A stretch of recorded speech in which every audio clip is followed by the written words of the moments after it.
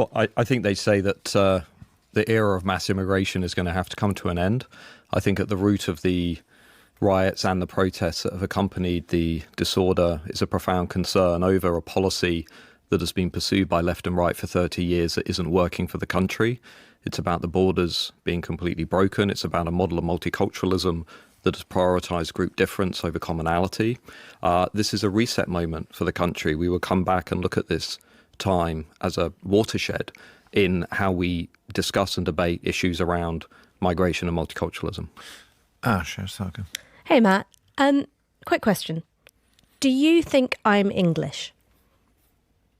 Yes, I don't see the relevance of that question. I think, as Tim said in his opening remarks, there's a tendency to reduce this debate to questions that might have been relevant many years ago, but are less relevant today. The vast majority of people in this country do not view their Englishness or Britishness through a racial lens. I'm glad you said that, because I'd like to quote from one of your recent blog posts written after the dreadful stabbings in Southport. You wrote this: "These poor children thought they were going to a Taylor Swift-themed dance class. They ended up being murdered. And who murdered them? The son of immigrants from Rwanda." And I suppose my question for you is, why does it matter that the suspect is the son of immigrants if he was born in Cardiff, right? I was born in England. You consider me English. Do you not consider him Welsh? Well, that was on my Substack, and the reason that I wrote that was because I was trying to make the point that we have a massive problem in this country with integration. We have a massive problem with absorbing millions of people who have come into Britain, principally over the last quarter century.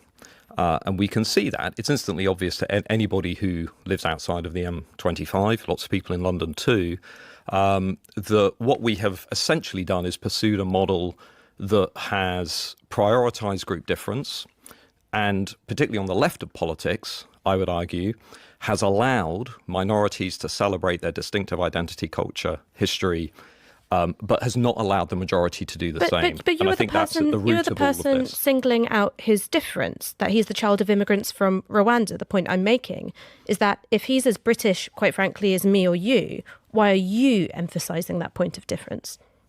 Well, you didn't go to a dance class and murder children and commit crime, etc. And I think in this particular And you're saying case, that's because of his culture, even though we don't know that? I'm saying that in the context of everything that has happened in this country in recent years, from British Muslims blowing up children at pop concerts, or people from minority backgrounds, recent illegal migrants, asylum seekers committing sexual assaults and rapes and so forth, to what we've seen in 7/7, et cetera, over the last 20 years, it's very obvious, I think, to lots of people in this country that the model of multiculturalism, which I think we first had an interesting debate about it in 2001 around community cohesion and Ted Cantle.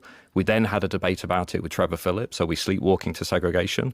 We then had another debate about it in 2011 with the England riots. We haven't answered this question.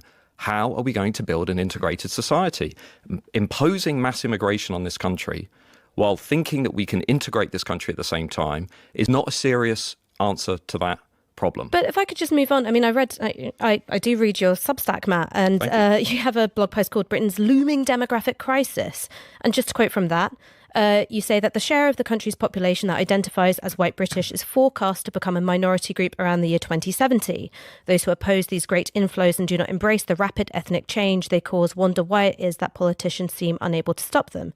Now, we can all agree the reason why there is a declining percentage of white British is because of the growth of Asian British, Black British, mixed race British people. So if you could explain it to me like I'm 5 years old, why should white British people feel scared that there are growing numbers of fellow Brits with darker skin? Because you're not talking about culture, you're not talking about religion there. You are just talking about race. Well, lots of people put a value on the identity of the majority group, including members of minority communities.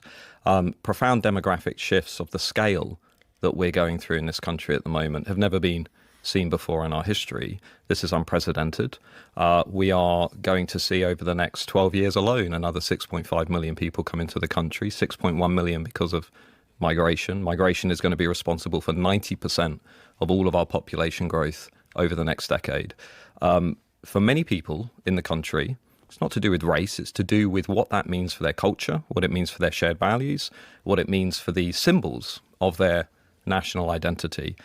So I think we need to have a very open, honest, challenging, hard-hitting conversation about what it means to be British and how we're going to promote integration. And I think these riots and disturbances are going to trigger that debate. I think it's inevitable. We cannot go back to what we had before this week.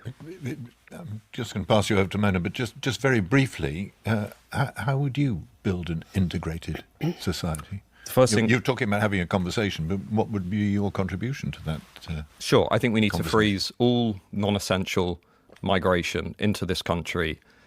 So outside of essential migration for, say, the NHS, we need a freeze so we can absorb the effects of the last 25 years, which have been profound. We then need to completely revisit how we talk about national identity and belonging from school level upwards. I think we need to look at countries like Singapore and elsewhere in terms of having a much more robust integration policy. And to be frank, while we're having this conversation, I do think we need to leave things like the European Convention on Human Rights so we can control the borders, because at the root of this disorder is a sense among British people that they're not safe in their own country. Mona. That's a good answer to end the first discussion on. Can I ask you, Professor Goodwin, you're a white, able-bodied man. Have you felt at all vulnerable over the last few days? Of course I have. Why? Because, like most people in this country, I don't want to see violence and disorder on the streets, and I have a family and I have many friends at work and elsewhere. But have you felt directly under attack just by the colour of your skin? Well, not personally, but I've had colleagues today who we've had to have conversations with about how they're getting home. I'm very aware of the acute distress that this is causing people. The reason I'm saying all this is because a lot of people, for the first time in their lives, I know you've given us a list of all the times you've had discussions about race, but this is the first time people are actually feeling, people who've lived here all their lives, like, why do we constantly have to justify our existence here? Like, if there's some issue, some criminal act, why do I have to start talking about being a Muslim and being integrated and contributing? Do you not see how that kind of conversation lands with the majority of people in this country? Of course I see how it lands with the majority of people in the country. I also hear a different perspective in this country, which goes something like this. I voted for political parties and at referendums for much of the last 15 years and was promised by various political leaders on the left and the right that I would have... Okay. No, sorry, I would like to finish my perspective. I agree with that. No, I agree with that. I would get lowered migration. And what happened is those people lied to me. Right. And they essentially betrayed me. And I'm then told that if I voice my complaints or I raise my hand, I'm a racist and a far-right thug. Okay. Most of the people, I am sure, on these protests are not racists. They're not far-right. But how have we lost control of our borders? Because the majority of migration to this country is legal migration. Absolutely. Which means the government allows people in legally. So why are migrants taking the brunt of all this anger when it's the government who decides? It's the first thing to say is, let's take legal migration. Pretty much from the mid-2000s onwards, we've had governments that have said we're going to lower legal migration. They've done the opposite, including Conservative governments, Boris Johnson being the biggest. No, I know all that. Yeah. I'm asking you... So I'm answering the question. No, but we've been through that there's been no reduction in migration, even though there has been some reduction. But what I'm asking you, this kind of rhetoric, we've all heard this over the last few months. So we can't talk about immigration? No, we are talking about this. Right. What I'm saying is... No, you're not giving the answer to the question. What I'm asking you is this kind of rhetoric, which is about... 7/7 bombings, integration. One could argue the 7/7 bombers were completely integrated into the society. And that's what makes it so devastating. Yeah, so what would your answer be to integration then? People, like you talked about necessary migration for the NHS. Let's say, for example, we have an Indian or Pakistani Muslim doctor who comes in completely integrated into the NHS, but doesn't feel any loyalty to the British state, is just here for economic reasons. Okay. Is that person integrated? I mean, look, if that person is living in our country and not blowing up our children at pop concerts, I don't really have a problem with them. But I think many people can see, from 7/7 to pop concerts to what we've seen recently, we have a problem with integration. Now, we can sit here and have a very philosophical discussion about the various aspects of this. But most people in this country look out at this country. They see an immigration policy they didn't vote for. They see broken borders. You said, how are the borders broken? We've had 130,000 illegal migrants in the country Illegal.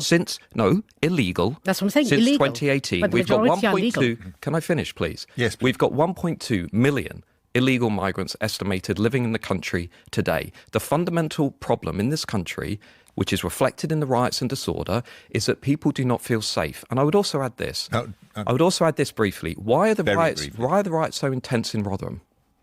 Why? Because for years, people experience the sexual exploitation of young, white, working-class children at the hands of Pakistani Muslim gangs. Let's get all of this onto the table. Let's have a national reset. Let's have a serious discussion about where integration is failing. Professor Goodwin, thank you very much indeed.